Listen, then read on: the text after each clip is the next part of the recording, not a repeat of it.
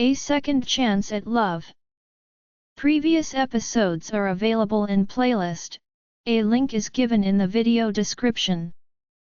Episode 75.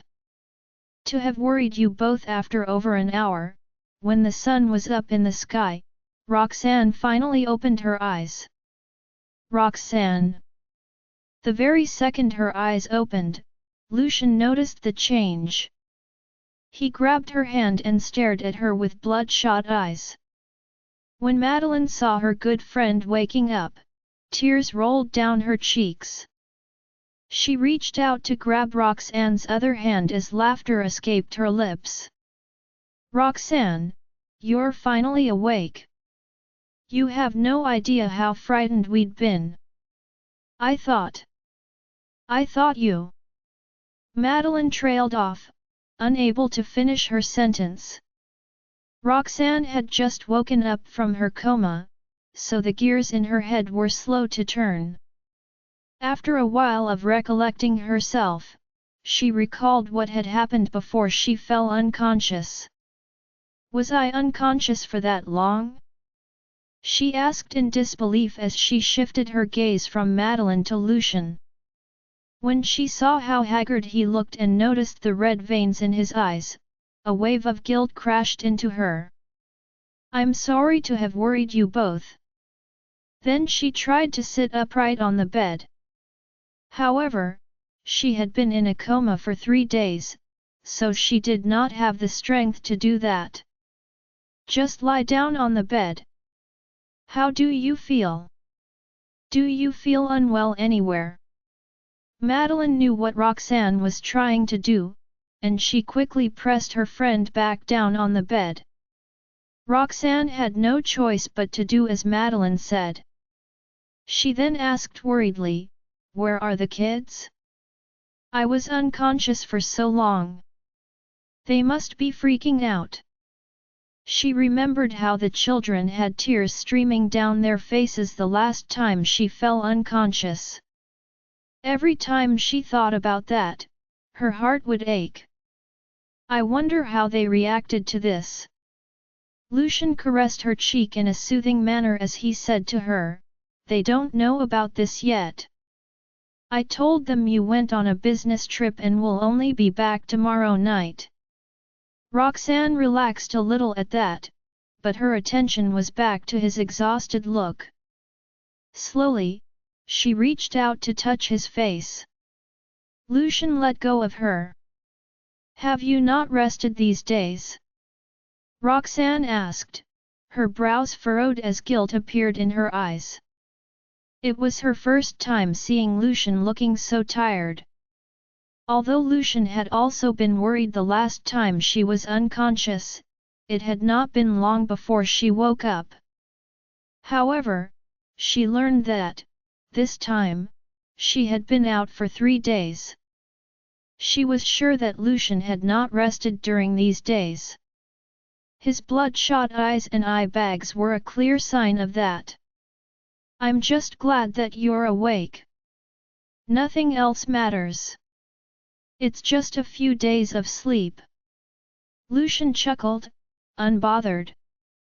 He reached out to grab Roxanne's hand and squeezed it. "I'm glad that you woke up in the end." During the few hours of waiting, he had come up with a plan to deal with the Damaris family. Luckily, Roxanne had woken up. Another wave of guilt washed over Roxanne. "I'm really sorry. I shouldn't have been stubborn." If she had known that things would turn out this way, she would have gone to the hospital in the afternoon when she felt unwell. She might not have made them worry so much if she had done that instead, and she might not have ended up this way. Lucian continued holding onto her hand gently and carefully. His voice was deep and soothing as he said, "Nothing matters as long as you're fine and well. This isn't your fault. In fact, it's mine." "It's his fault?" Roxanne was confused. She did not know why Lucian would say that. "Did something else happen while I was unconscious?" Conclusion. After saying that, Lucian dropped the topic and started asking about how she was instead. How do you feel now? It was then he realized that he had not summoned the doctor, so he turned to Madeline and said, "Could you please call the doctor?" Madeline bobbed her head, and when she went out of the room, she asked Electra to go with her. Lucian had been blocking most of Roxanne's vision, and Electra had been subconsciously standing away from Roxanne's line of sight, fearing that she would make Roxanne upset. Roxanne did not notice that there was a fourth person in the room. It was only when Madeline led Electra out did Roxanne see her. "She's..." Roxanne started, turning to Lucian in confusion. She did not think much about it, thinking Electra was Madeline's friend. After a moment of silence, Lucian said honestly, "She's my friend." Roxanne stiffened. "I don't remember seeing her around." Regardless of whether it was 6 years ago or 6 years after, the only friends of Lucian she knew of were the two from the Queen family. She had never heard of the other woman in the room. Lucian explained, "She's the Lane family's daughter. The Lanes are family friends of the Farwells, but before you married into the Farwell family, the Lanes went overseas to develop their business. They didn't come back during that time, and we didn't contact each other either. She just returned to the country 2 days ago." Roxanne nodded in understanding. "Did she come to meet you?" Right then, she noticed the clock on the wall. It was already 6 in the morning. No one would come to the hospital for a chat with an old friend at a time like that. Furthermore, it seemed that Electra had been around for a while. Hesitation flashed past Lucian's eyes. Roxanne knew him like the back of her hand, so she instantly figured out that something was up. Grabbing his sleeve, she asked, "Also, what happened to me? I remember diagnosing myself before I went into a coma, and I was showing signs of poisoning." However, she had no idea when she had been poisoned. A look of shock flitted across Lucian's eyes. He knew that Roxanne was medically skilled, but he did not know she was as capable as this. The doctors he had hired could not do anything about her case, but she had managed to figure out the cause of her condition just by taking her own pulse. "If you realized that, why didn't you tell me about it?" Roxanne lowered her gaze guiltily. I didn't think it'd be this serious, and I didn't want you to worry about me. In the end, I still made you worry so much." Lucian was exasperated, but there was nothing he could do about it. "You have to tell me right away if you feel unwell in the future." Roxanne nodded meekly. "Have you found out what kind of poison is in me? You must have, right? I wouldn't have woken up otherwise."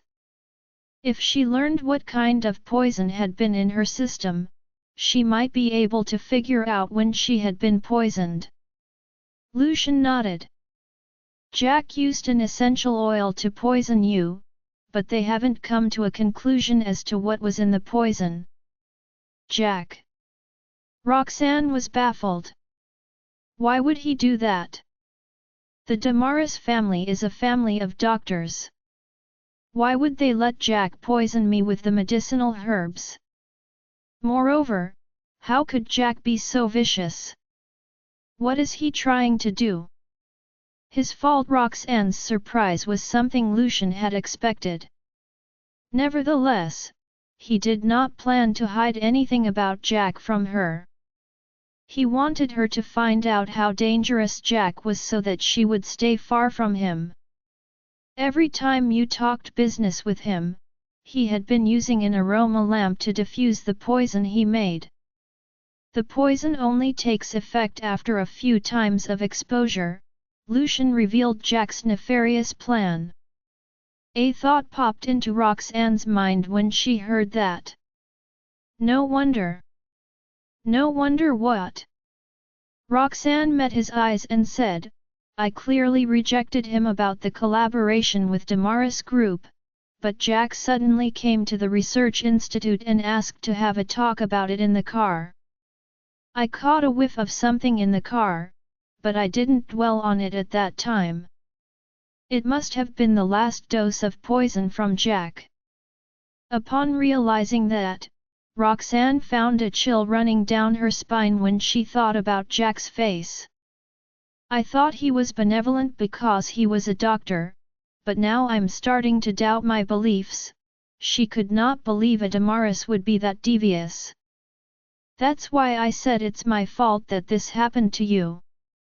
Lucian's guilt and self-blame were visible in his eyes. Roxanne snapped back to her senses at his words and disagreed with him. Why would you say that? This was Jack's fault. Wry smile was on Lucian's lips as he ran his fingers through her long hair. If I hadn't taught you how to negotiate with others, you wouldn't have got into a conflict with him regarding the profits. I'd rather have you settle on a 50-50 profit back then. With a solemn look, Roxanne raised her hand to grab his. That's not how things work. Even if you didn't teach me those skills, I'd still have insisted on my idea. In fact, this might have dragged on even longer. He couldn't find the chance to give me the last dose because of the skills you taught me, and that was why he ended up coming to the research institute instead. Something in her mind told her that Jack might have been poisoning her for an even longer time than Lucian had assumed. Roxanne could already sense the changes in Jack before this collaboration. Her poisoning was already set in stone. It did not matter what Lucian did. As a matter of fact, if not for Lucian, she might not have actually remained alive this time. Right then, another thought entered her mind and brought a furrow to her brows. Jack's such a meticulous person with his plan. Would he have given you the antidote so easily? Did you agree to something? Lucian did not intend to hide anything from her, so he told her Jack's terms. It was then Roxanne learned about Jack's greed.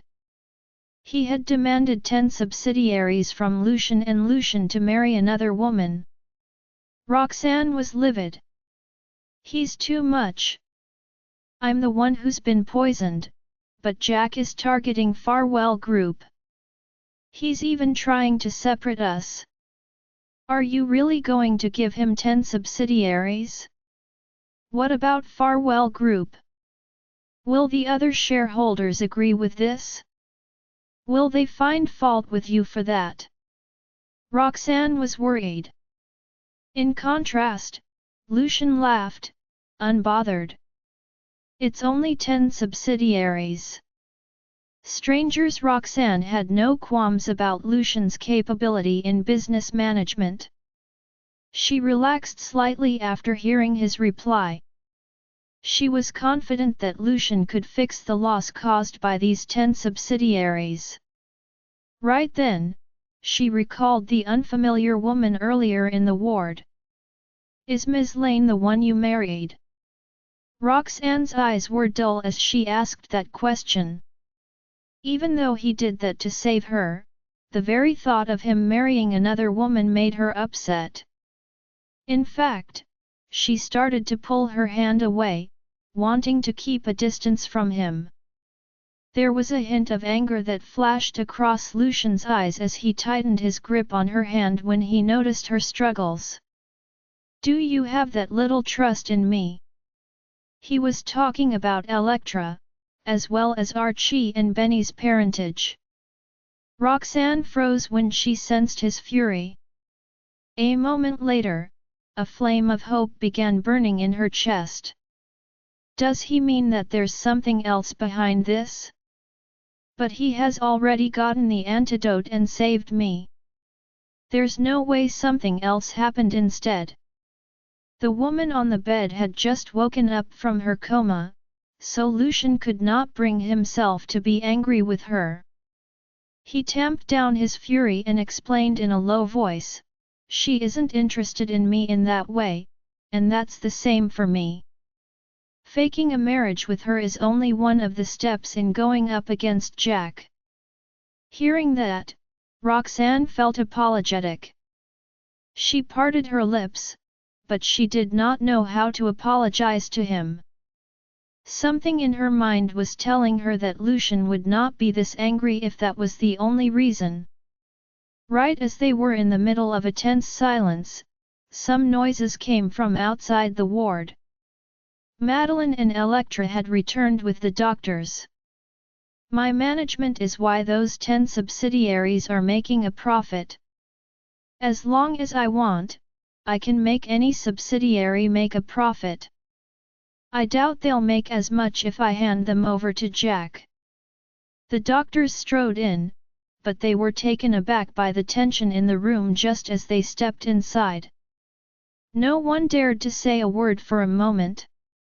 "Roxanne, these doctors were the ones treating you while you were in a coma," Madeline said. Roxanne flashed them a grateful smile. "Thank you for the past few days." The doctors glanced at Lucian's expression before waving their hands. "Mr. Farwell's the one who hired us.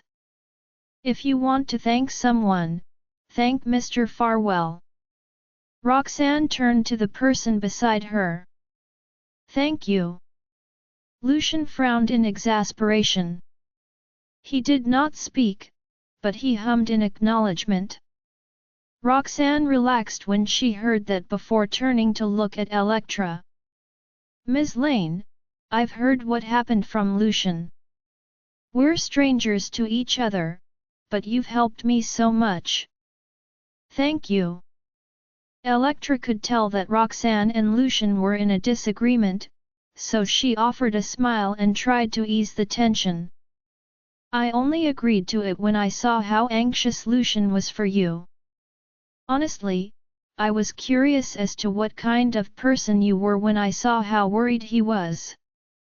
After seeing you, I finally understood why he felt that way. You do seem like a good match for him." Roxanne's face burned, and she stole a glance at the man beside her before thanking Electra again. Electra continued smiling and went silent. The doctors carefully started. "We'll be giving the patient a check-up now, so." They wanted to ask Lucian and the others to leave the ward, but they dared not voice it out loud at the sight of Lucian's dark expression. Fortunately, Roxanne helped them out by saying, "You guys should head outside for now." Lucian gave her a long look at that, and she responded with a reassuring smile. "I'm fine now. Besides, the antidote was something you've gotten on your own. Don't worry." Only then did Lucian stand up and leave the room. There will be one. Lucian and Electra left the ward. Madeline, too, did not stay back because she was tired from staying awake the whole night. "Here. Have some food. Now that Roxanne's awake, we can relax." When Madeline stepped out of the ward, she brought along the dishes sent by the director. Seeing that, Electra took it from her, saying, "I'll heat them up." Noting Lucian was still looking rather gloomy, Madeline hurriedly followed Electra. The two women did not know what Lucian and Roxanne talked about, which made the couple look so gloomy. Nonetheless, the only thing Madeline and Electra could do at that moment was to let him calm down. By the time the two returned, Lucian looked slightly better. Electra carefully divided the dishes into 3 portions and handed one each to Madeline and Lucian. When Lucian saw the plate of food, he frowned. Just as he was about to refuse it, Electra spoke. Just have some. You look terrible. You should use this time to replenish your energy. After all, Ms. Jarvis still needs you to take care of her. With that, she brought the plate closer to him. This time, Lucian finally took it. Even the frown on his forehead lightened. Thank you. I didn't expect you to agree to my request. When he chose to tell Electra the truth at the Farwell main residence, he thought a lady from a rich family like her would hesitate. To his surprise, she agreed to it without hesitation. Now that he thought about it, there would be a delay in getting the antidote if Electra hesitated. With the poison acting up right on time, Roxanne would have died if they were a second too late. The thought of that possibility felt like a knife stabbing through his heart. A grim look fleeted across her eyes as she saw the concerned look on his face. When he turned to look at her, she immediately put on a smile. You don't need to thank me. That's how things should be when we have such a good relationship. If not for Ms. Jarvis, perhaps I might be your wife now. Lucian's gaze dimmed when he had that. You Madeline, too, was shocked and approached them. She cast Electra a look of wariness. The last person who said something like that was Aubrey. She looks so innocent and kind. Could she be the same as Aubrey? Seeing the two taking her words so seriously, Electra chuckled. It's a joke. Although I'm a little envious of the way you treat Ms. Jarvis, I believe I'll find a man who can treat me like that sooner or later. The smile on her face looked sincere. Lucian stared at her for a few seconds before relaxing his brows and nodding in agreement. I'm sure there'll be one. Madeline nodded as well. Ms. Lane, you're a pretty woman. I'm sure there are many people who like you. I'd rather not have so many people like me. It's too difficult to pick someone who'll be sincere toward me out of so many people. Electra sounded almost exasperated, which tickled Madeline's funny bone.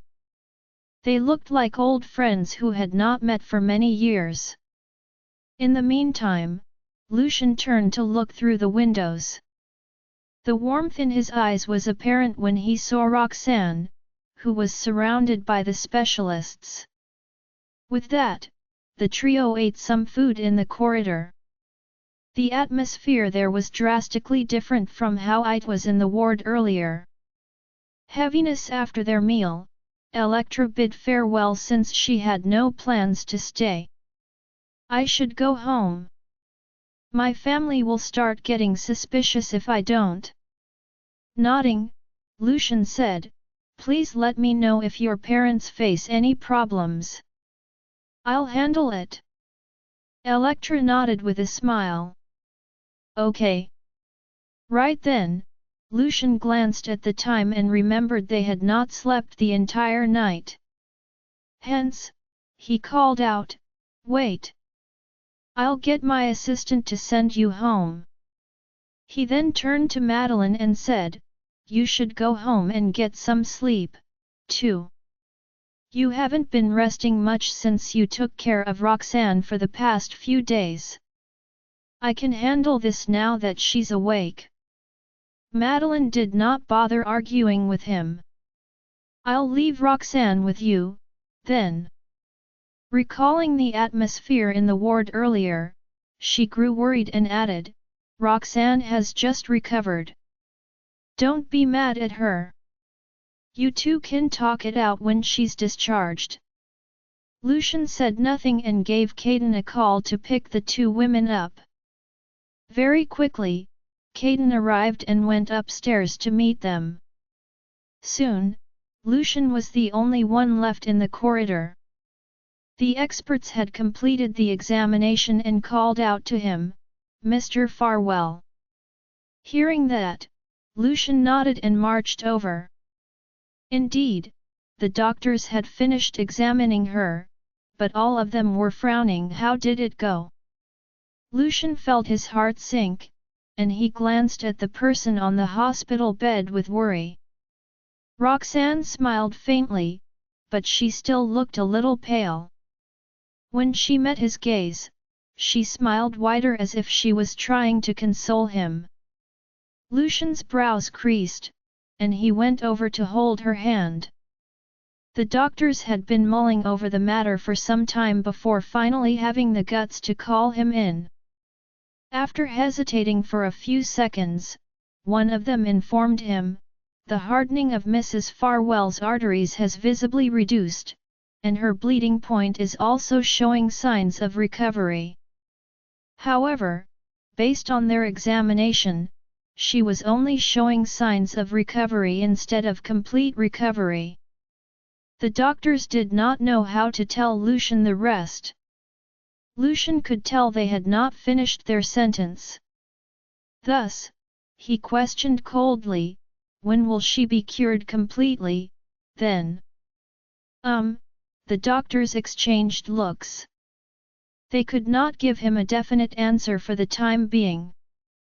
With a smile, Roxanne piped up, "I'll be cured soon. Please leave first, doctors. I just woke up and am still feeling a little tired. I'd like some quiet." Hearing that, Lucian frowned at her. "You aren't cured." Roxanne gave him a reassuring smile. "Don't forget, I'm a doctor myself. I'd already diagnosed myself as being poisoned before I passed out. No one knows my body better than I do." The experts were flabbergasted to hear that. They could not believe Roxanne had found her diagnosis before passing out. After all, they had racked their brains yet could not find the cause for her symptoms. They stared at the woman on the hospital bed in amazement, shocked by her incredible medical skills. Roxanne could tell that he was worried, so she sat up slowly on the bed and said, "Don't worry. I'm really fine. The doctors said I'm recovering. Besides, I can feel the antidote you brought worked." Lucian cast her a gloomy gaze. "Do you remember what you said?" Roxanne chuckled and assured, "I'll tell you if anything happens." Only then did Lucian feel slightly relieved. Roxanne's gaze drooped slightly with a hint of worry fleeted across. "What are you thinking about?" Lucian asked softly when he noticed something was amiss with her. Roxanne quickly dismissed her thoughts, recollected herself, and looked up. "I'm worried about the kids. I can't help but think how they are doing now." When he heard that, the suspicion in his gaze dissipated. "Since you're already awake, we can give them a call at night. They'll be relieved to hear from you." Roxanne bobbed her head.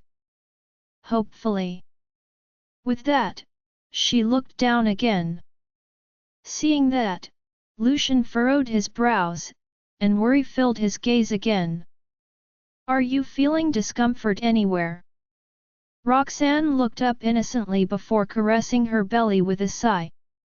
"After being unconscious for several days, I'm feeling a little hungry. And speaking about the kids made me think of the desserts they eat. So, I feel like eating some desserts now." "I'll get you some," said Lucian without hesitation. Roxanne frowned, looking troubled. Lucian's gaze dimmed, but he agreed when he saw the determined look on her face. "Please go out first."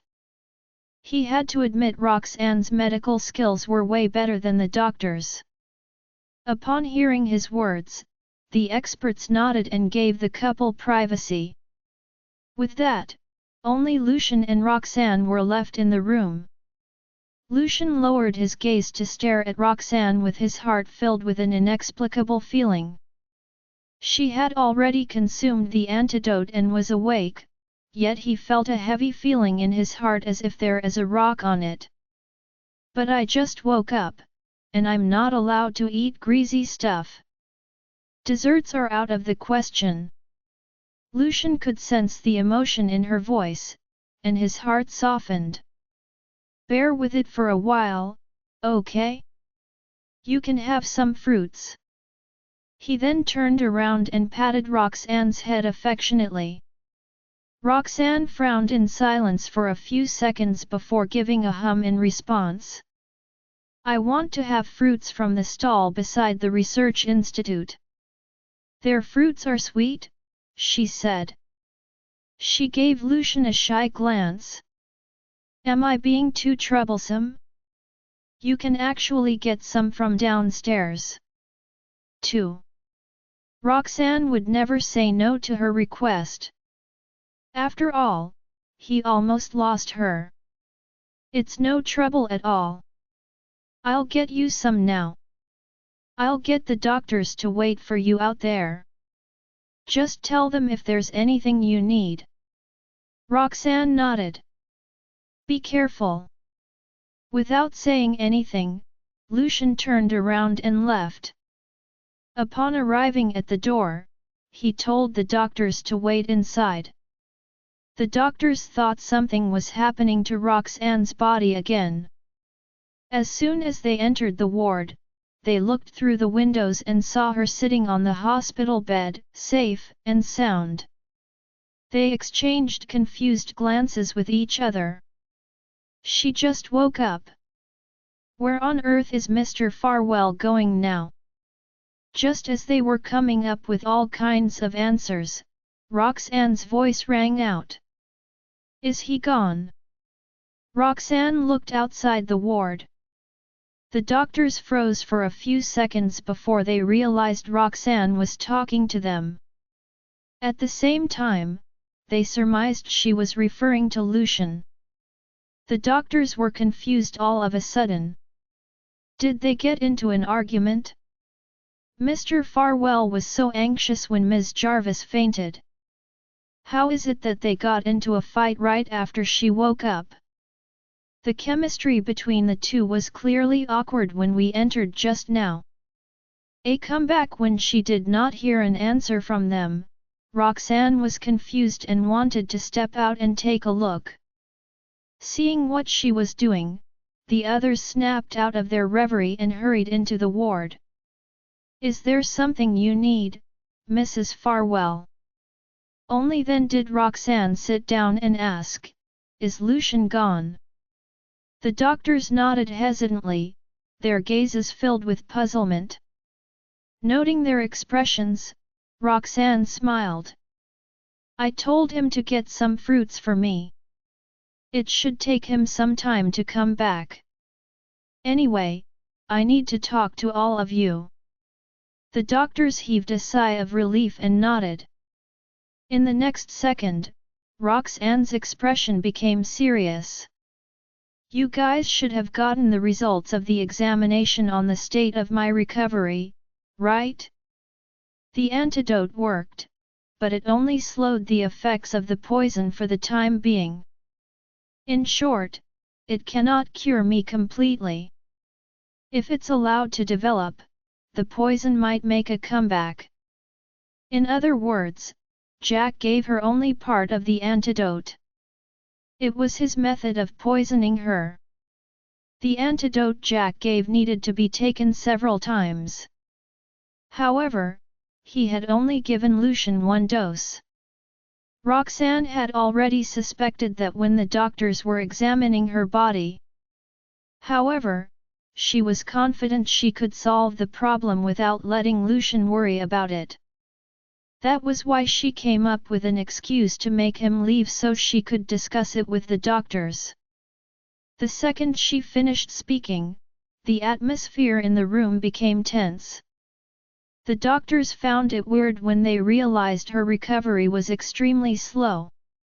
Never did they expect Roxanne to have made an accurate prognosis of her condition in such a short time.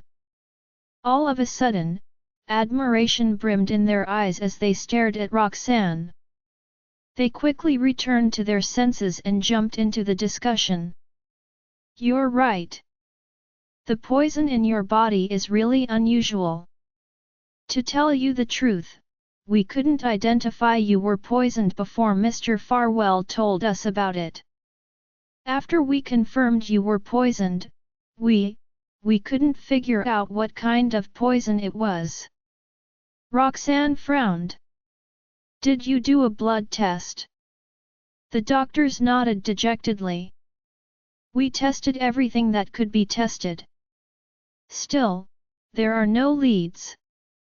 A grim look flashed through Roxanne's eyes. "All of you are world-renowned experts. I doubt you discovered nothing over the past few days. Please tell me, even if it's just a guess. I need your help." The way the doctors looked at her shifted again. They believed she was well aware that her medical skills were far greater than theirs, yet she was saying she needed their help. Moreover, she seemed to trust them a lot. For the past few days, the doctors were feeling incredibly disheartened. However, her words gave them confidence again. After exchanging glances, they put on a more professional air and grew more confident. At that, they began describing all the tests and guesses they had for the past few days. While Roxanne listened, she nodded thoughtfully. When they finished talking, Roxanne paused her thoughts and flashed them a grateful smile. "I have some guesses, too, but I need your help to run a blood test. I want to confirm some things." Not exaggerating at all, everyone was shocked by how fast Roxanne had figured something out. "Is there a problem?" she asked in confusion when she saw the surprised looks on their faces. Still in shock, none of the experts said anything in response. Thinking they were worried about Lucian, Roxanne reassured them with a smile, "All you guys have to do is follow my instructions. I'll explain things to Lucian if he finds out." Everyone gasped in shock when they heard that. Does Mr. Farwell not know about this? They had assumed the tense atmosphere in the ward was due to Lucian finding out about the matter. Given the seriousness of the situation, they were surprised to hear that Roxanne didn't tell Lucian about it. Roxanne lowered her gaze and replied worriedly, "I think I might be able to save myself. He has been worried sick about me throughout the past few days, so I don't want to worry him any further. Please help me keep this a secret from him." She then flashed the experts a smile as she continued, "I have faith in you guys, so please have some faith in me as well. I'll figure something out." Moved by her confidence and determination, the experts gave in after a few seconds of hesitation.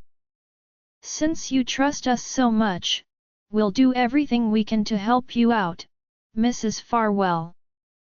Roxanne breathed a sigh of relief and thanked them profusely, "Thank you all very much." As most of them were much older than her, she maintained a polite and respectful attitude when speaking to them. The experts, however, felt she was being far too humble. "No need to thank us, Mrs. Farwell. You are Dr. Lambert's greatest student, after all. To be honest, we thought the news article was exaggerating when it said you had great medical skills. It wasn't until we met you in person that we realized it wasn't exaggerating at all." Roxanne simply flashed them a polite smile in response. "We're all doctors here, so you guys can just call me Drive Jarvis. You're practically a miracle worker, Dr. Jarvis." Despite your young age, your knowledge of medicine is far greater than ours. We all have some things that we excel in. I just happen to be good at traditional medicine, Roxanne said. She then glanced at the time and noticed that Lucian would be coming back soon. Anyway, time is of the essence. We should hurry up and draw my blood, she urged them as they would have no time to do it once Lucian returned. The experts nodded and quickly got down to work. After extracting her blood, one of the experts sent it to the laboratory for testing while the others waited outside. About 5 minutes later, the elevator slowly came to a halt at the top floor. Lucian stepped out a few seconds later with a huge bag of assorted fruits. Lucian narrowed his eyes when he saw the experts waiting outside the ward. "Where's Dr. Wagley?" Not only did Lucian possess a terrifyingly good memory, but the experts have also been there for a few days. As such, he was able to memorize each and every one of their names and faces. The experts did not expect him to notice that one of them was missing, so they were completely caught off guard. Dr. Wagley went to the bathroom.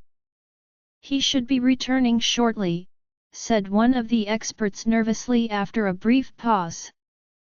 Lucian frowned suspiciously at them before entering the ward. Roxanne had already regained her composure by then and was scrolling through her phone on the bed. Madeline had arrived home and was asking about her condition. Not wanting her to worry, Roxanne simply told her that she was in the process of recovering. She put her phone away when Lucian made his way toward the bed. While placing the fruits aside, he glanced at her phone and asked, "Who were you texting?" "I can save myself, Madeline. She's worried about me and kept asking how I'm doing," Roxanne replied with a smile. Lucian nodded and asked casually as he sat down beside the bed, "I noticed that one of the doctors was out when I arrived. Did he tell you where he was going?" The smile on Roxanne's face was frozen in place when she heard that. He wasn't expecting Lucian to even notice such details, let alone ask about it.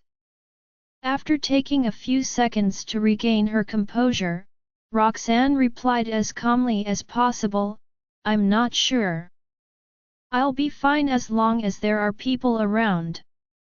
It doesn't matter if one or two of them step away for a bit."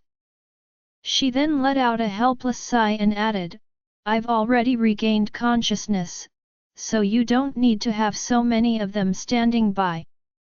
You should let them head back and get some rest." Lucian seemed to be in deep thought as he retrieved an apple from the grocery bag and slowly peeled it. Knowing Roxanne, she wouldn't ask for desserts immediately after recovering, let alone have me buy them from a store so far away. I know she probably needed some time alone, but I can't seem to figure out why. Her reaction and that of the experts outside the ward all seem rather suspicious. She must have told them something while I was out earlier. Given the situation at hand, her poisoning is the only possible thing they could have been talking about. The look in Lucian's eyes turned gloomy at the thought of that. He stopped peeling the apple and stared solemnly at Roxanne as he asked, "Is it true that the poison has been completely removed from your body?" Roxanne let out a helpless chuckle after a brief pause. "You noticed?" She knew she wouldn't be able to hide it from Lucian for long, but she didn't think he would find out so soon. "I was planning to tell you after I had found a way to neutralize the poison. I'm sorry I lied to you after promising to not keep secrets from you just earlier," she continued with an apologetic look on her face. Lucian frowned as the flames of anger began to burn within his eyes. "Did Jack pull some kind of trick on us?" Did he give you a fake antidote or something? Roxanne shook her head. The antidote is real. It's just that, Lucian's tone grew increasingly colder as he pressed on, it's just what? Since Lucian had already found out about her lies, Roxanne decided to not hide anything from him. The dosage he gave was incomplete. I would need at least 4 to 5 times more of what he gave me in order to completely rid my body of that poison. I had a discussion with the experts earlier. We now have a lead and might be on to something, so you don't have to worry too much about it.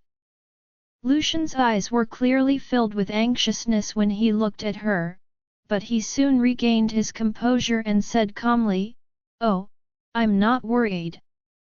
I could just go deal with him again if necessary.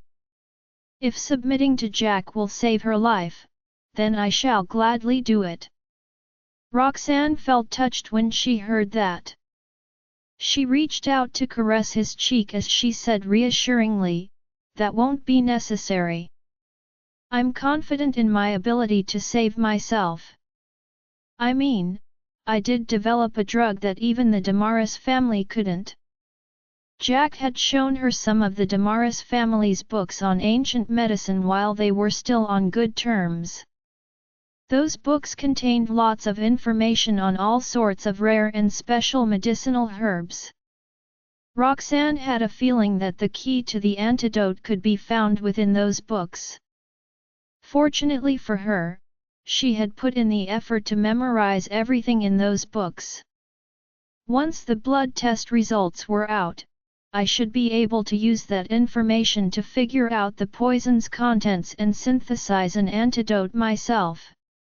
The kids will get worried as Lucian was already prepared for the worst.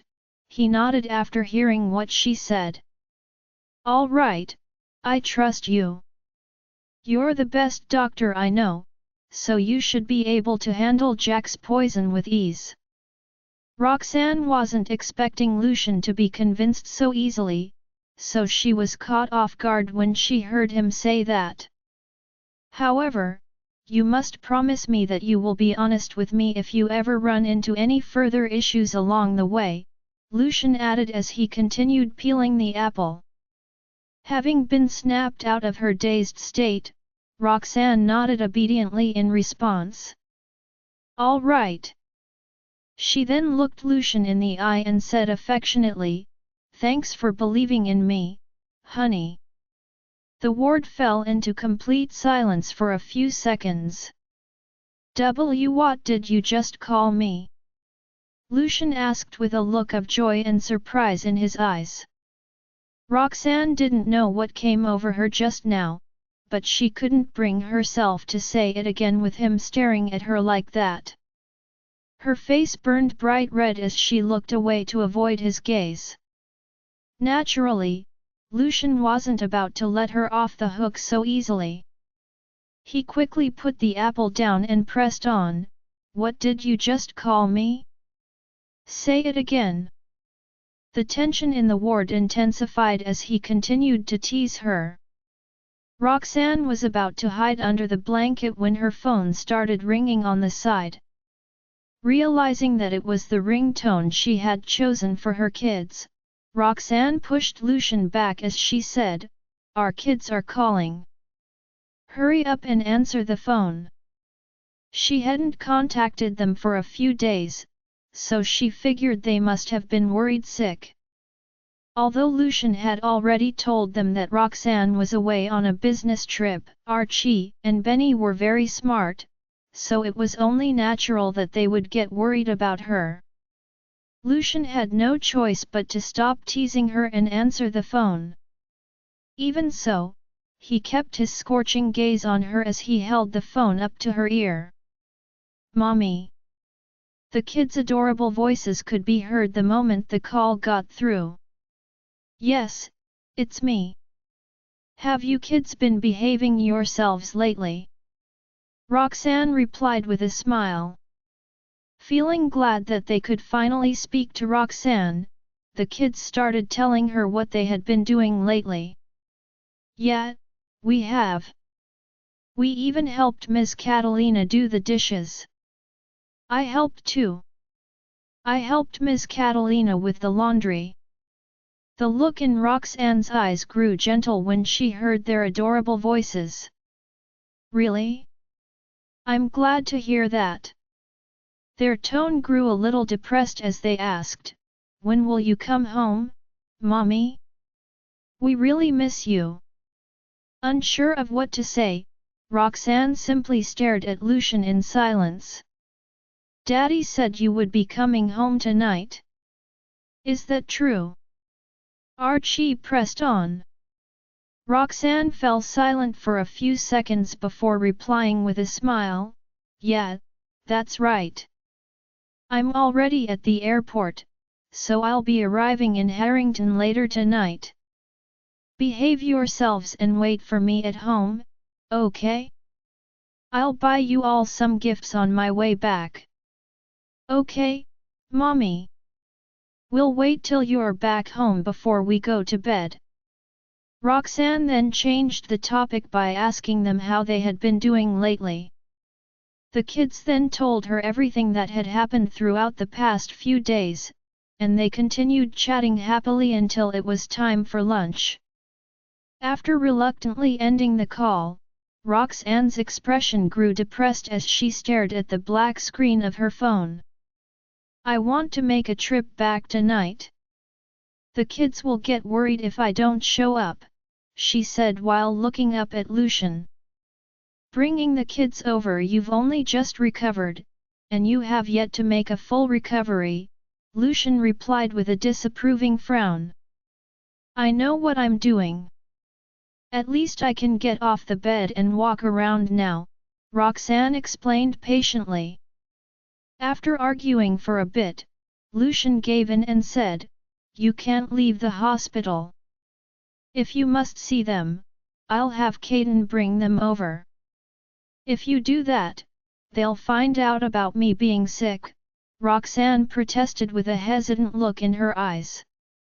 She didn't want the kids to worry about her at all. "We'll tell them you caught a cold after getting off the plane, so I had you sent to a hospital for treatment. They're still kids, so I don't think they'd be able to find out the truth," Lucian suggested after giving it some thought. Roxanne still felt it wasn't a good idea, but decided to go along with it anyway. Lucian then stepped aside and gave Caden a call. Having dropped off Madeline and Electra, Caden had just arrived at the hospital when he got Lucian's call. "I have sent Ms. Lane and Ms. Xander home safely, Mr. Farwell," Caden reported immediately after answering the phone. "Got it. I need you to head over to the manor and bring the kids over," Lucian replied. Caden froze.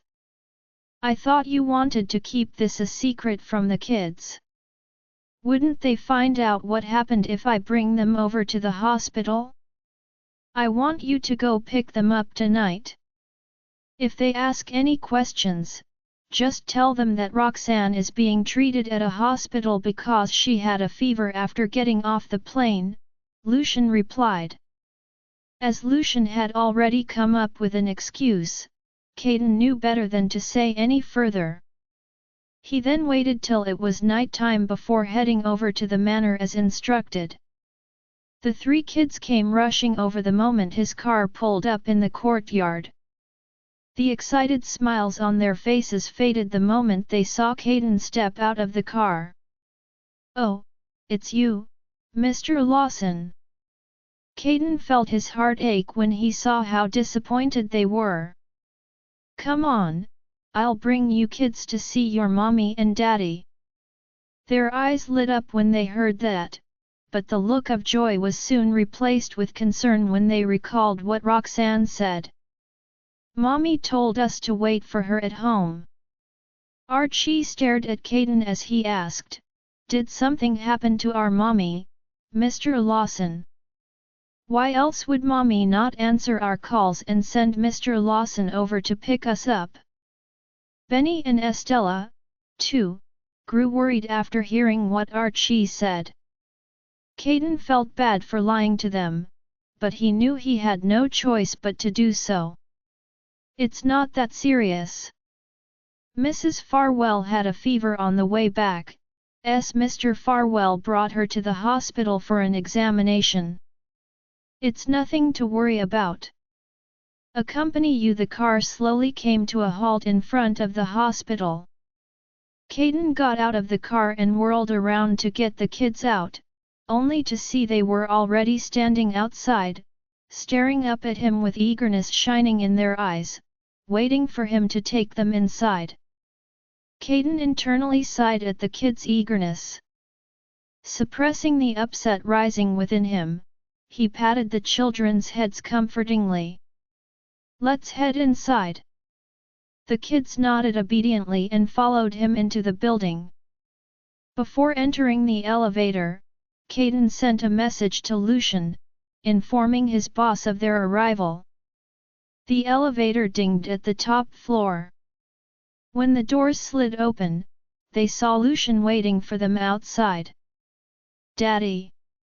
The children excitedly dashed out of the elevator and clung onto Lucian's legs. Lucian gently ruffled the kids' heads before nodding at Caden. Thank you for the trouble. You can take a break tomorrow. Caden complied respectfully before shutting the elevator doors. He left, giving the family some time and space. Daddy, where's Mommy? Archie urged as he nervously tugged on the hem of Lucian's shirt. Lucian dropped his gaze to him. She's in her room.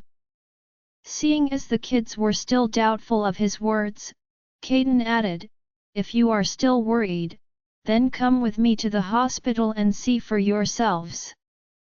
Mrs. Farwell wouldn't have sent me over to pick you kids up if something serious had happened to her, right? The kids then decided to believe him for the time being and got into the car after saying goodbye to Catalina. The atmosphere in the car was particularly gloomy as all three of the kids were in a subdued mood throughout the drive. Caden, too, let out a helpless sigh as he didn't know how he could comfort them. These kids have no idea that they nearly lost their mother forever. He turned around and led them toward Roxanne's room. The children trailed after him closely. When they saw their mother lying on the bed, tears started flowing down their cheeks. Mommy, what happened? Are you okay? We're so worried about you. Their parents didn't come home for the past few days. Their mother didn't even pick up her phone. They had been obedient and didn't cause any trouble, but the truth was, they were sick with worry. The brave front they held up finally crumbled when they saw Roxanne's pallor. Roxanne didn't expect the kids to be so worried. Her heart ached at their tears. She tried to push herself up to get down from the bed. However, the kids hurriedly raced to her side when they saw her intention. Mommy, lie back down. Roxanne couldn't do anything but wipe their tears away. Don't cry. I'm fine. I was just too tired and slightly feverish for the past 2 days. I'll be fine after 2 days rest. She paused a beat before smiling at them. Look at me. I'm fine. Despite her assurance, Estella's tears didn't stop falling. But... Mommy, you don't look so good, she sobbed. Just like the last time when you fell unconscious. Just recalling the memory flooded Estella with fear. Her grip on Roxanne's sleeve tightened. The rims of Roxanne's eyes turned red. She felt bad about worrying them. I truly am fine. Have you forgotten that I'm the most amazing doctor? I can cure all kinds of sickness, much less a fever. She held their tiny hands and pulled them to her forehead. Feel that? It's not hot anymore. The kids gently rubbed her forehead and nodded while tears continuously rolled down their cheeks. Roxanne consoled with a smile, "Be good and wait for me at home. I'll rest in the hospital for 2 more days, then go back and accompany you." Benny shook his head. "We want to stay at the hospital with you, Mommy." Estella nodded her head firmly, agreeing with Benny's suggestion. "I want to stay with Mommy too." Archie didn't say anything and merely stared at her as he continued crying. Almost lose them guilt surged within Roxanne when she caught the children's worried gaze. However, she silently averted her gaze. "I had your dad bring you here because I didn't want you to continue worrying about me. Now that you see I'm fine, you can be assured of my well-being. I'll worry about your health again if you catch my cold." Despite her explanation, Benny was still unwilling to leave. Archie gave in and said, "We'll head back then. Take good care of yourself, Mommy." Hearing their brother's words, Benny and Estella couldn't voice their disagreement despite their unwillingness. Roxanne let out a relieved sigh when they finally conceded. She nodded with a smile. "Got it. I'll take good care of myself so that I can go home to you as soon as I can. You must pick up our call," Archie demanded with a grim look on his face. Roxanne knew the kids were worried sick for getting out of touch with her for the past 2 days. Her guilt clawed at her at that knowledge, so she agreed to Archie's demand. With her promise, the children finally relented and released Roxanne's hand reluctantly. Roxanne didn't dare to meet their gazes and hurriedly turned her gaze to Lucian. "Lucian, you can send them back now." She was scared tears would flow from her eyes if she continued locking gaze with them. Guilt slammed upon her since she should stay by the children's side seeing they were so upset. Roxanne patted each child's head and declined, "You can't. My fever is gone but not my cold. You'll contract it if you stay here. I don't have the energy to treat you now." The children pressed their lips into a firm line, an expression of their displeasure. They stood by the bed and stared at her.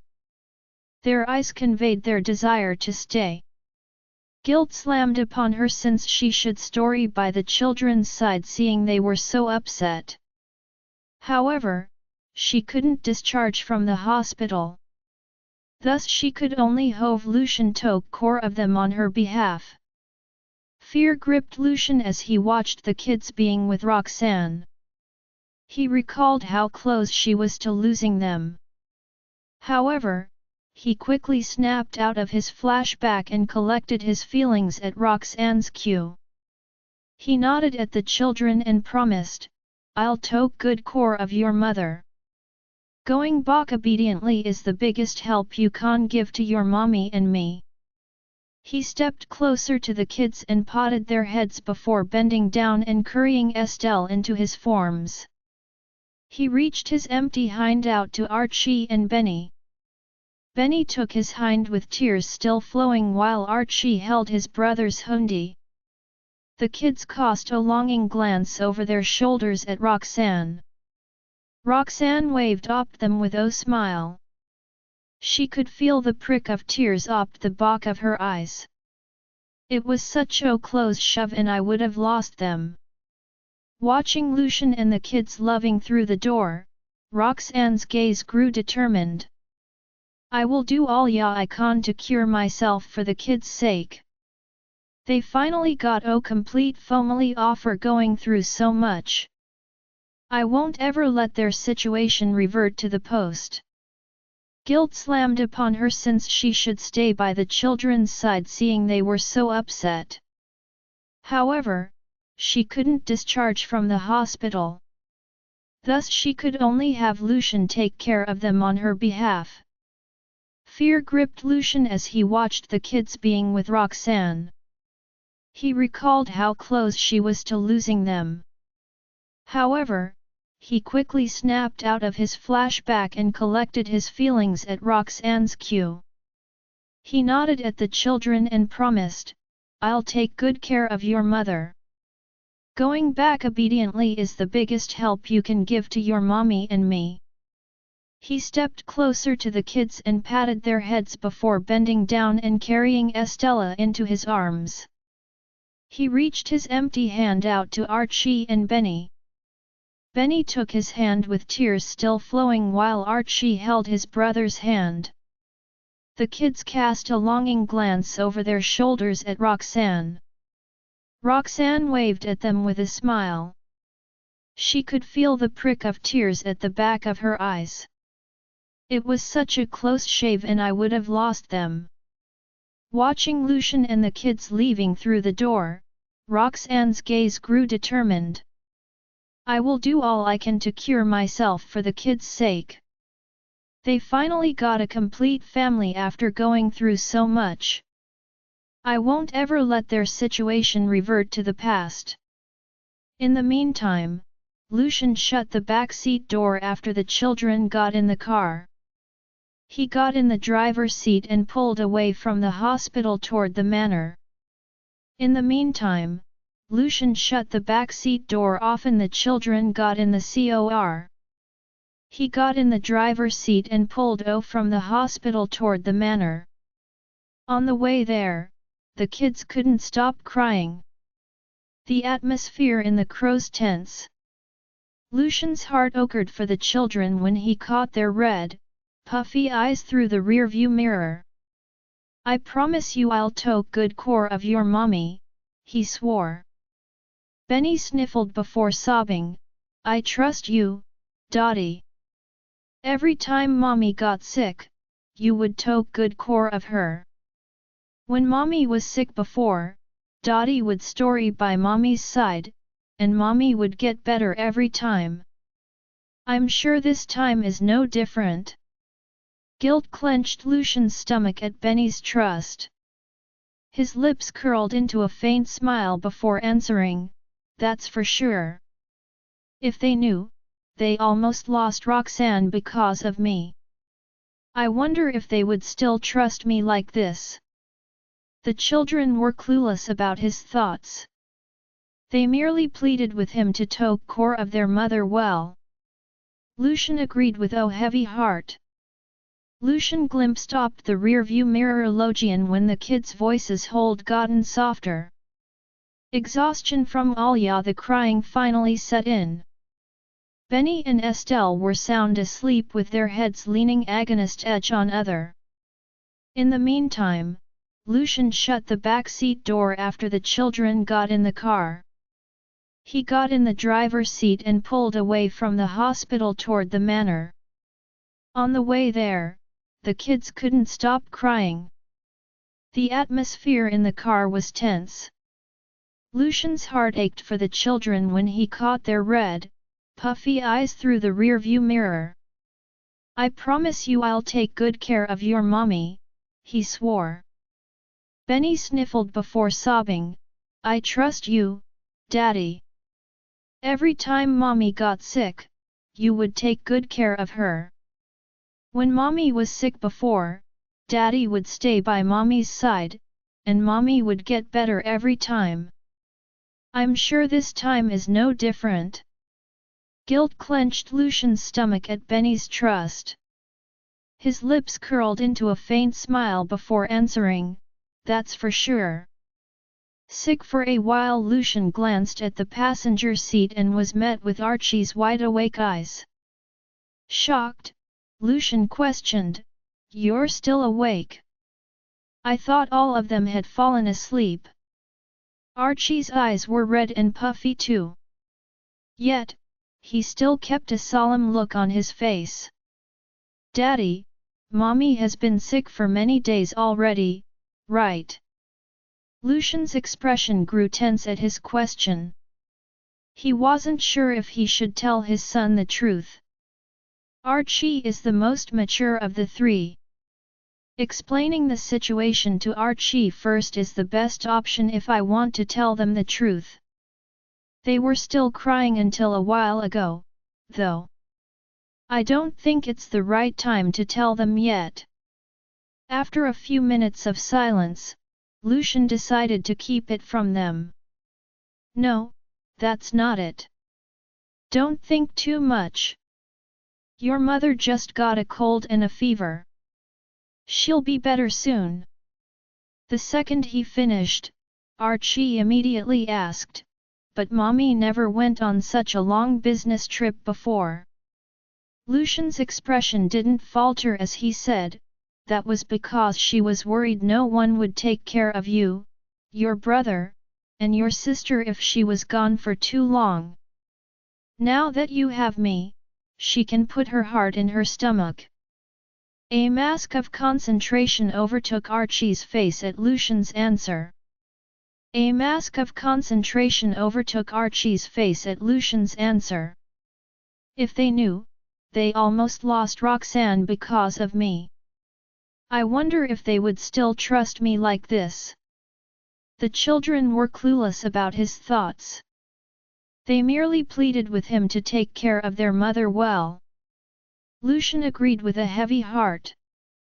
Lucian glimpsed at the rear-view mirror again when the kids' voices had gotten softer. Exhaustion from all the crying finally set in. Benny and Estella were sound asleep with their heads leaning against each another. He's right.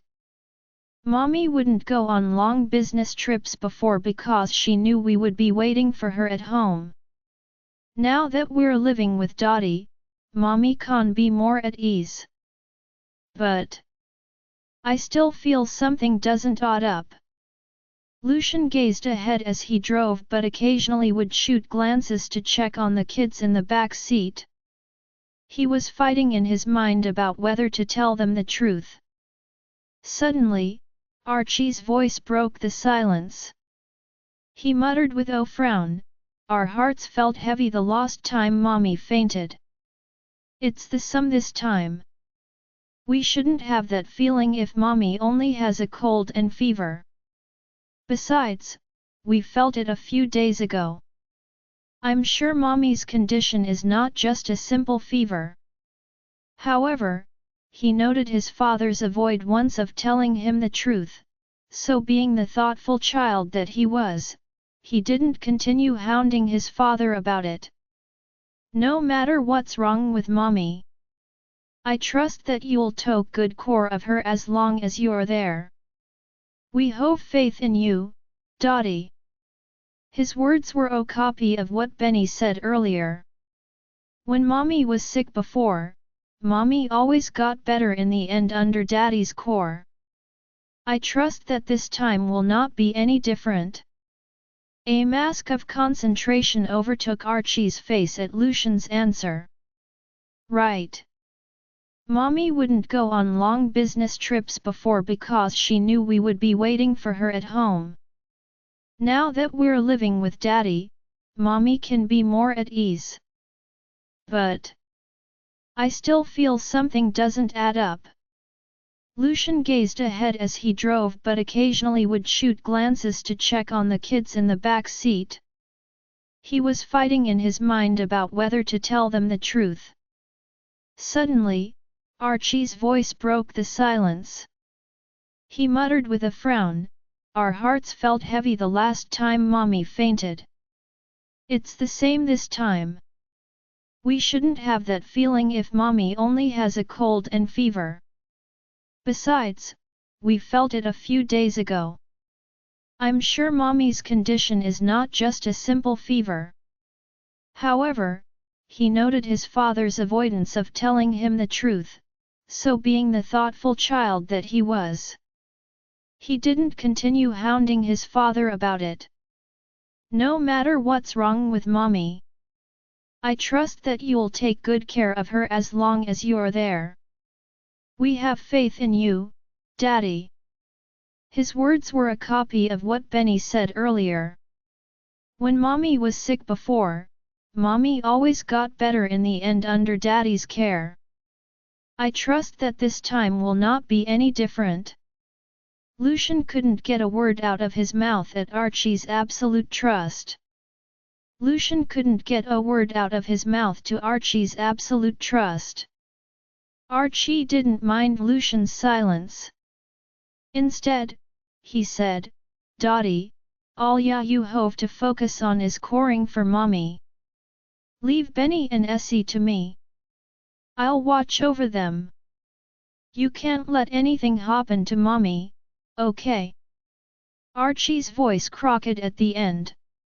Lucian glimpsed at the rearview mirror again and saw the unshed tear in the corner of his eyes. His heart clenched again. "Got it. I won't let anything happen to your mother. I'll protect her even if I have to give up my life." Archie shook his head fervently. "No. I want both Dottie and mommy to be safe and sound. We want mommy to come back, but Dottie, you can't leave us too." His words moved Lucian's heart. Lucian comforted, "All right. I'll come back with your mother. Don't be scared." Archie finally nodded as he cried. Lucian sent them back to the manor. When the children woke up, they were still feeling a bit down. As he was worried about them, he watched them wash up and return to their rooms before leaving the house. Lucian couldn't get a word out of his mouth at Archie's absolute trust. Archie didn't mind Lucian's silence. Instead, he said, "Daddy, all you have to focus on is caring for mommy. Leave Benny and Essie to me. I'll watch over them. You can't let anything happen to mommy, okay?" Archie's voice cracked at the end. Lucian glimpsed at the rearview mirror again and saw the unshed tear in the corner of his eyes. His heart clenched again. "Got it. I won't let anything happen to your mother. I'll protect her even if I have to give up my life." Archie shook his head fervently. "No. I want both Daddy and mommy to be safe and sound. We want mommy to come back, but Daddy, you can't leave us too." His words moved Lucian's heart. Lucian comforted, "All right. I'll come back with your mother. Don't be scared." Archie finally nodded as he cried. Lucian sent them back to the manor. When the children woke up, they were still feeling a bit down. Seeking permission back at the hospital, Roxanne was still awake. Lucian quickened his pace when he saw the lights in her ward were still on. "Why are you still up?" He was worried when he saw Roxanne sitting on the bed in a daze.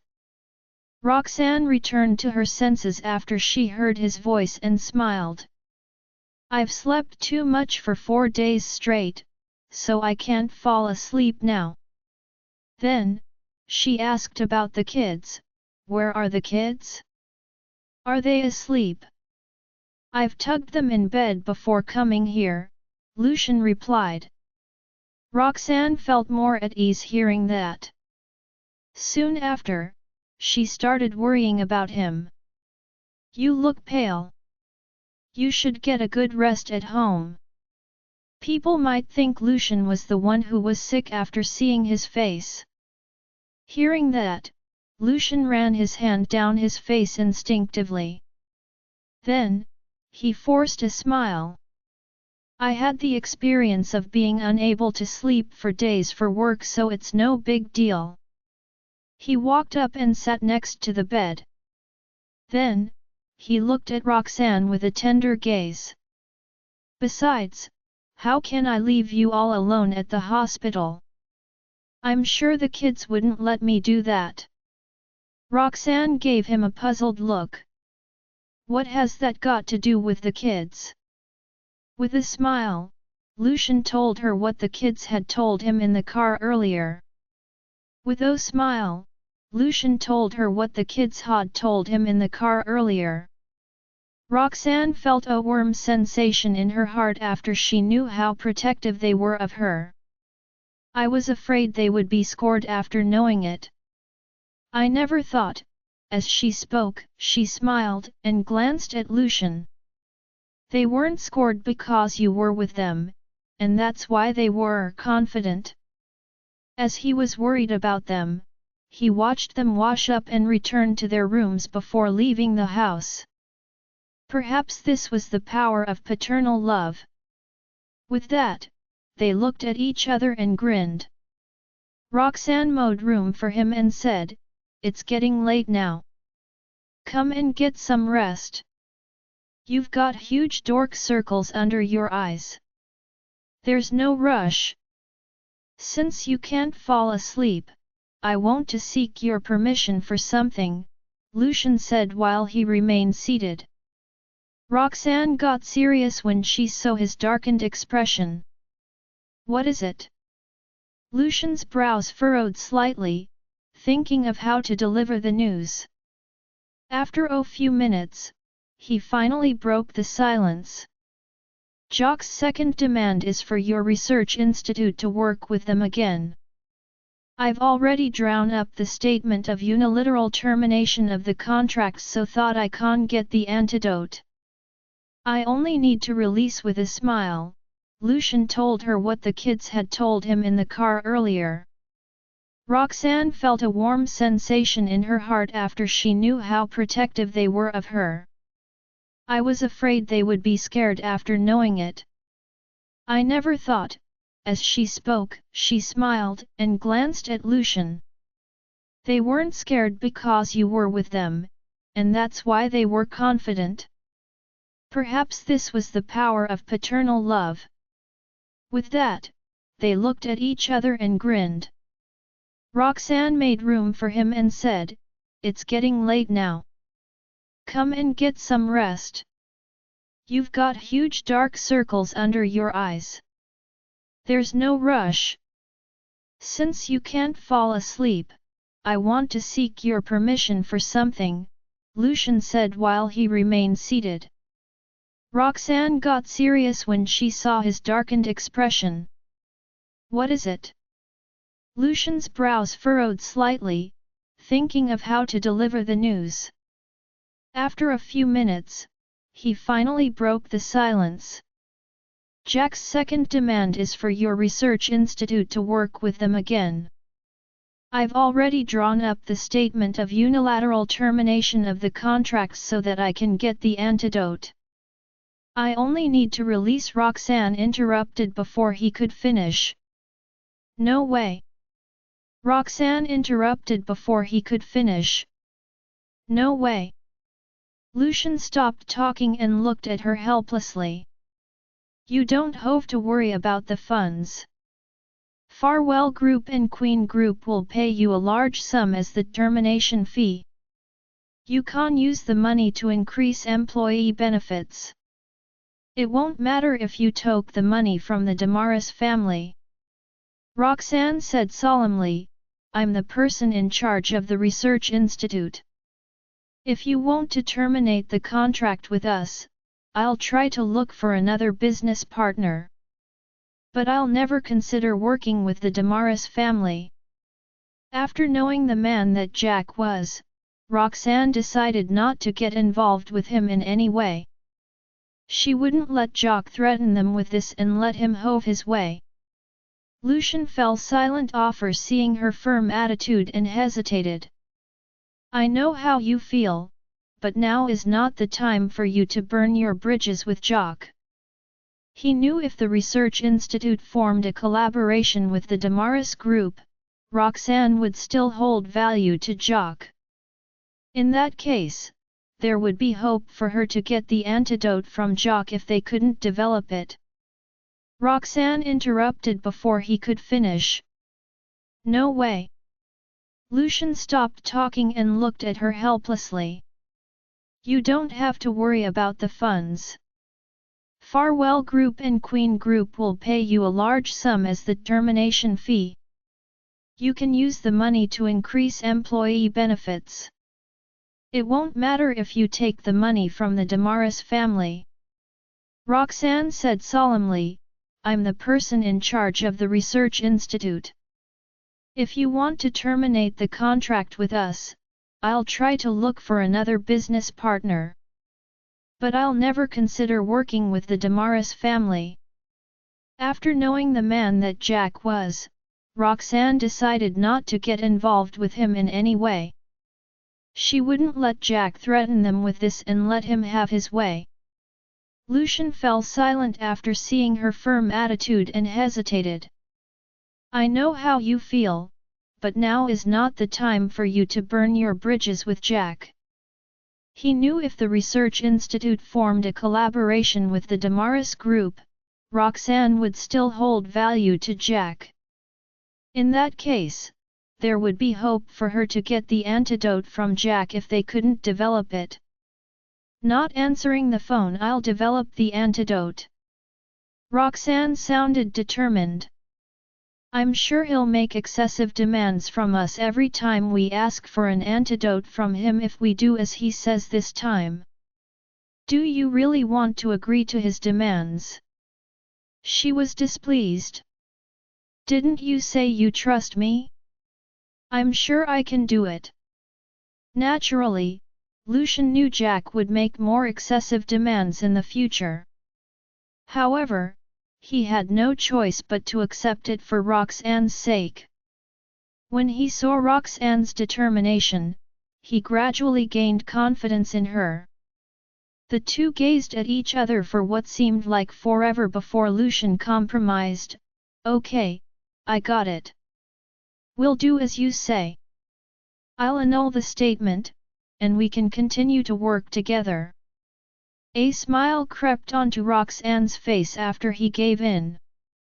Lucian finally stood up after they decided on what to do. Roxanne thought he was going onto the bed to rest, so she made space for him. With a deep gaze, Lucian said, I'm thankful for your invitation, darling. But you just recovered, and the bed is too small. I don't want you to feel squeezed, so I'll take the couch. Before Roxanne could respond, Lucian turned and walked to the couch by the door. Roxanne belatedly realized what he had called her and started to blush. Watching him lie down on the couch, she also slowly lay down. Lucian turned off the light, and the ward was plunged into darkness. The two kept their silence, each with their own thoughts. Early the following day, Jack opened the social media app and looked up news about Farwell Group and the Research Institute. According to his agreement with Lucian, the latter should have already released a statement about the termination of the contract on the internet at that hour. He waited for an hour, but there was no sign of Farwell Group releasing the statement. Jack couldn't help but think of the marriage that hadn't been announced so far, and his expression turned cold. Lucian Farwell. How dare you? How dare you mess with me when Roxanne's life is in my hands? At the thought of that, Jack gave Kevin an instruction with a darkened expression. Give Lucian a call. He wanted to know what Lucian was thinking. Frightened by his gloomy aura, Kevin quickly took out the phone and called Lucian. In the meantime, Lucian and Roxanne couldn't fall asleep all night. They opened their eyes and sat up when the sun had barely risen. Roxanne continued to think about the composition of the antidote while Lucian finally had time to handle Farwell Group's affairs. A loud ringing broke the silence and disrupted their concentration. Lucian came back to his senses and glanced at the caller ID. His face darkened, and hesitation flashed across his eyes. Is it from Jack? Roxanne looked over and saw Lucian's change in expression. Immediately, she knew who had called. Lucian scrunched his eyebrows in tacit vindication. Upon seeing that, Roxanne put away her thoughts and said in a low voice, "I'll call him back. I have something to tell him." Hearing that, Lucian hesitated for a moment but eventually declined the call. On the other end, Kevin looked perplexed when Lucian declined the call. "Mr. Damaris, Mr. Farwell is not picking up the call. That jerk." Jack was enraged. "How dare he mess with me? I'll never let him off the hook." Kevin lowered his head and kept his breath quiet after seeing his fury. The atmosphere inside the office abruptly turned tense. All of a sudden, Jack's phone rang. He glanced at the screen and furrowed his brows when he saw the caller ID. "Not a chance, Roxanne? Isn't she with Lucian now? Why is she calling me back instead of Lucian?" Jack was skeptical and finally answered the call after a while. "Ms. Jarvis, you're awake." On the other end, Roxanne's voice was full of anger. "I've overestimated you, Jack. Being the Damaris family's heir and a doctor, I can't believe you used your knowledge to poison me. Don't you think you've failed the Damaris family's name?" Hearing her reprimand, Jack's eyes flashed hostility as the corners of his lips slowly curled up. "You still have the time to criticize me. It seems that you are very energetic." "It's all thanks to you," Roxanne responded coldly. Narrowing his eyes, Jack sneered, "Since you know I did it, you should be clear that your life is in my hand. Watch your attitude." Then, he questioned coldly, "Where's Lucian? Pass the phone to him." Roxanne rejected without hesitation, "He has nothing to say to you. This is between us. Jack, don't you dare threaten him with me again." She would never allow herself to be anyone's weakness. Seeing her aggressive demeanor, Jack was so mad that he burst into laughter. "Very well. Why do you think you regained consciousness? Hasn't Lucian told you? He only got the antidote from me after agreeing to 3 conditions." He thought Roxanne wasn't aware of it, so he said arrogantly, "In order to get the antidote for you, Lucian has agreed to terminate the cooperation with your research institute. Moreover, he got married to another woman." Although he wasn't sure of the authenticity of the marriage certificate yet, he wanted to use it to provoke Roxanne. At first, he thought Roxanne would be enraged by this. To his surprise, she sounded calm on the other end of the line. "I'm aware of all this. Just give up. I'm the person in charge of the research institute. Even if we terminate the contract with Farwell Group, we will not work with you." As for Lucian's fake marriage, Roxanne didn't plan to expose it yet. "You got a death wish." Jack was livid. "Roxanne, do you think Lucian got the real antidote yesterday?" Roxanne uttered firmly, "Of course, I know it's not real, but I'll develop the antidote with my own strength while life will only be in my own hands." However, Jack felt as if he had heard a joke. He was dumbfounded at first, then broke into laughter. Shocked Lucian's expression froze slightly when the phone was hung up. He had a lot to say. On second thought, he swallowed all his unspoken words. Right now, November X and all he wanted was for Roxanne to concentrate and find a way to develop the antidote. Everything else did not matter. At worst, he would beg Jack again. Roxanne could sense his worry, so she comforted him softly, "The blood test results should be out soon. I will think of a way." The look on Lucian's face eased up a little after hearing that. I have faith in you. Once again, a blanket of silence fell over the room. Lucian knew Roxanne was occupied with thinking about the antidote again, so he didn't disturb her. All of a sudden, someone knocked on the door. Breaking out of her reverie, Roxanne looked at the door in confusion. She thought it was Madeline. Lucian stood up and opened the door. He felt much more relaxed when he saw the person at the door. Lucian, old Mr. Lomax might have found some composition of Jack's poison. Jonathan announced excitedly, and then he thought of something, causing his expression to turn grim. You will develop the antidote? Stop dreaming. Is the Damaris family's secret technique a joke to you? There's not a chance even if you ask Harvey for help. Roxanne's expression turned solemn when she heard him belittling her professor. I'm Professor Lambert's student. If I can develop the antidote to your poison, so can he. I'm not asking him for help because I don't want to worry him. You'd better be more respectful. Since you are so confident, then give it a try.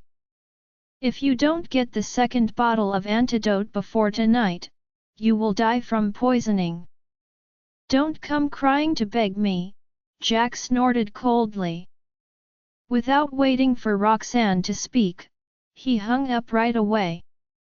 He didn't believe that anyone other than him could make an antidote to his poison. How is Roxanne doing? We aren't late, are we? He carefully observed Lucian's expression after he was done talking. Then, he began murmuring, I don't think we're late, right? Otherwise, you wouldn't look like this. As soon as those words fell, Roxanne's voice sounded from inside before Lucian could reply, Is that Jonathan? Why aren't you coming in? She heard Jonathan's voice at the door for a long time and felt strange since he wasn't coming in. Jonathan sighed in relief when he heard her voice. Taken aback, he asked, You're awake, Roxanne? You too got the antidote? He looked at Lucian in disbelief. Lucian remained silent and nodded respectfully at Peregrine, who was right behind Jonathan. Then, he turned around and brought them into the ward. Jonathan was overjoyed when he saw Roxanne sitting up on the bed. You're finally awake, Roxanne. We were so worried for the past few days. I thought. Forget it. Let's not talk about that. Everything is fine now that you have regained consciousness. How are you feeling? Do you feel unwell? Seeing his excitement, Roxanne couldn't help but chuckle. I'm sorry I made you worry. I feel much better now. Then, she looked curiously at the person behind Jonathan and asked hesitantly, I heard you mention old Mr. Lomax. Is he the person I'm thinking of? The two finally realized they hadn't introduced Peregrine to Roxanne. Jonathan took half a step back and stood behind Peregrine as he said, This is the King of Medicine of Morania, Peregrine Lomax, also known as old Mr. Lomax. He came to treat you specially. Peregrine Lomax? Upon hearing that, Roxanne reeled in shock. What do you mean by King of Medicine of Morania? I can't even find the antidote for the poison that young man made. I've failed my title. Peregrine stayed up for a few nights to browse through his medical books. He was beyond exhaustion. Coupled with the frustration of failing to find the antidote, his expression looked grim. Lucian comforted, Please don't feel bad, old Mr. Lomax. Not much time, your old Mr. Lomax. Roxanne finally snapped out of her shock and compared the person in front of her with the picture taken in his younger days. Peregrine nodded and asked caringly, "How's your body doing?" Respectfully, she sat with a straightened back. "Thank you for asking. My body's doing fine right now. I'm sorry for greeting you in such an impertinent manner." Then she tried to leave the bed. In response, Peregrine waved his hand. "It's fine. You're a patient. There's no need for you to mind your etiquette."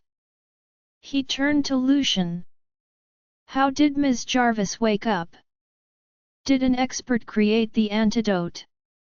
Pressing on Roxanne's shoulder to make her sit on the bed, Lucian replied in a deep voice, "I successfully took some from Jack. However, the dosage I obtained wasn't enough to expel all traces of poison in her body. I'm afraid your help is still necessary, old Mr. Lomax." Peregrine nodded. Of course. Obviously, he was going to do his best to treat Roxanne. It was why he came, after all. "Jonathan said you've already figured out some of the poison's composition. Is that true?" inquired Lucian somewhat impatiently.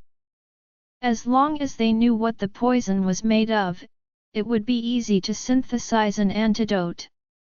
Peregrine nodded and informed the two of his analysis.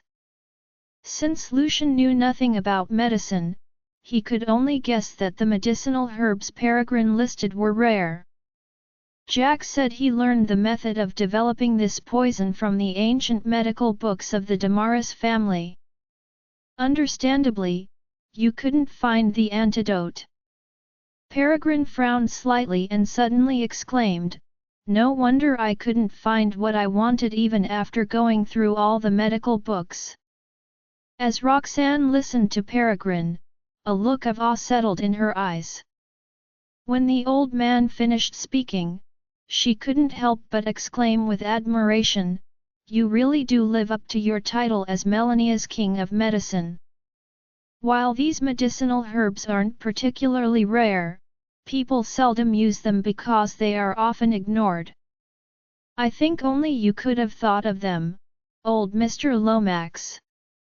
If he hadn't mentioned the names of those herbs, she would have forgotten that some of them even existed. Peregrine shook his head. "Don't celebrate yet. This is only one part of the solution.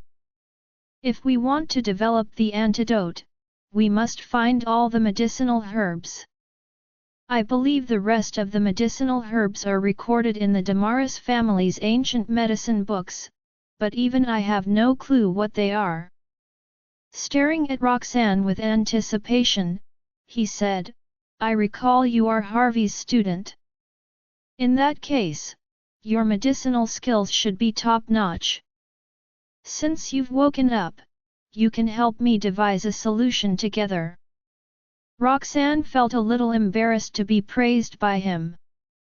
"I'm just an amateur compared to you. However, since it concerns my life and death, of course, I'll do my best." Her tone grew more resolute and professional. "If you don't mind, can you tell me what you've discovered over the past few days? I'm running out of time." Upon seeing how fast she got into the groove, Peregrine nodded with delight as he became even more impressed by her. "I must say, she's the only one who has seemed the most like a doctor over the past few days. Furthermore, even though she has been poisoned, she remains composed. Her future will be unbelievably bright." Soon, the two began discussing the composition of the poison. Occasionally, Jonathan would voice his opinion. Meanwhile, Lucian could only listen to the conversation at the side. "I should have found some time to learn a thing or two about medicine. Developing the cure. I believe I've seen the other medicinal herbs in the Damaris family's ancient medicine books before. In the end, Peregrine couldn't recall the rest of the medicinal herbs. Hesitantly, Roxanne said, "Give me some time. I believe I can figure them out based on the leads you've provided."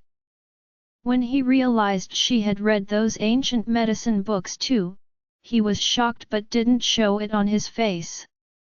The other medicinal herbs aren't as important as the key component. I doubt Jack would have made it that easy for us to figure out. As long as they couldn't ascertain that crucial ingredient, they wouldn't be able to develop the antidote. Carefully, Jonathan voiced his speculation. "I don't think it's just a matter of figuring out the medicinal herbs. Perhaps Jack was so sure we wouldn't be able to create the cure because he used an unconventional method to synthesize the poison. That may be why it's so difficult to discern the poison's raw materials. It would explain why someone as skilled as Peregrine and Roxanne still couldn't make heads or tails of the poison after so long." Silence ensued. The atmosphere in the room turned gloomy. Both Peregrine and Roxanne were deep in thought with a frown. Even though they were in deep water, none of them intend to give up. "Will this help?" Lucian presented a bottle sitting at the side to the rest. The other three glanced at the bottle, puzzled. "Thus," he explained, "this is the bottle that contained the antidote. Perhaps some residues of the antidote remain inside and can come in handy." After he fed Roxanne the antidote, he kept the bottle. He didn't give it too much thought back then, but he was glad he did it since it might provide a lead to the clueless doctors. "You kept the bottle? Why didn't you take it out earlier?" admonished Peregrine, though he was relieved to hear that. That revelation visibly lightened Roxanne's mood. "Lucian's not proficient in pharmacology, old Mr. Lomax. There's no need to snap at him." Then she beamed gratefully at Lucian. "Thank you for being scrupulous. These few drops of the antidote may be immensely helpful." Jonathan added, "It's difficult to figure out the composition of the poison and the antidote in such a short period. However, we may find new leads if we can grasp part of the antidote's and poison's formula. We may be able to identify the poison's formulae based on the partial formula of the antidote." That idea excited Roxanne and Peregrine. With a serious expression, Peregrine urged, "Let's not dawdle. Since we have the antidote, we can analyze it right now." Roxanne nodded. "The analytical equipment in the hospital is inadequate, so I'll head to the research institute right away." As she spoke, she attempted to leave the bed. Lucian frowned as he watched her ignoring her condition. "You shouldn't be moving around right now. The more time passes since Roxanne consumes the antidote, the more ill she looks. Considering Jack's threat earlier, if Roxanne tries to act recklessly again, the poison may kick in before tonight. If that happens, even if they figure out the poison's formula, it may be too late for her." "I'll go, Roxanne. I know a bit about pharmacology," proposed Jonathan. Lower head. A troubled look surfaced on Roxanne's countenance. "Are you even still familiar with the lab equipment? I'm certain Jonathan has been the person in charge of Queen Group for the past few years. It's likely been a long while since he touched anything related to Queen Group's research on medicinal herbs. I'm not willing to take risks at this critical moment." Embarrassed, Jonathan rubbed his nose. "How about I ask a trustworthy employee in my company to do it?" She shook her head. "No, I still want to do it myself. I can't trust others to pull it off. You understand me, don't you?" Upon hearing that, he nodded. "I do. It concerns your life, after all. Naturally, you want to be meticulous about it. However," he carefully glanced at Lucian. "Based on his expression alone, I can tell he won't let her go." Jack was confident no one could crack his formulae, which means he must have done something special when synthesizing it. "I've been working with him for a long time, so only I know how to figure it out." Turning to Lucian, she pleaded sincerely, "If we submit to him tonight, there'll be a next time. We can't allow him to keep acting arrogantly like that. We must end this today." Of course, Lucian understood her reasoning. However, he cared more about keeping her alive. After staying silent for a long while, Peregrine spoke up.